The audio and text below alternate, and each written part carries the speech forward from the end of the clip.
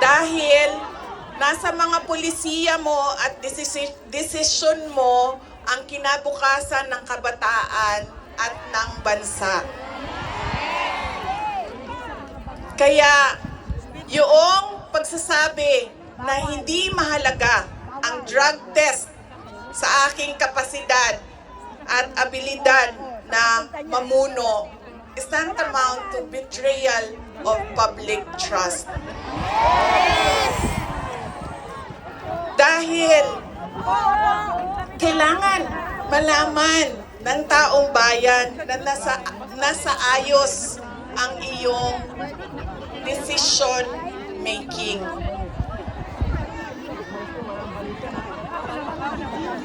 Kaya hindi lang naman natin pwede sabihin, Marcos resign. Bakit ba kailangan resign?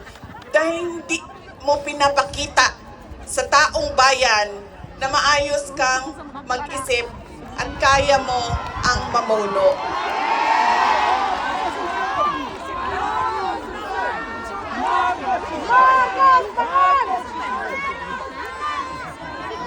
Madaming mga tanong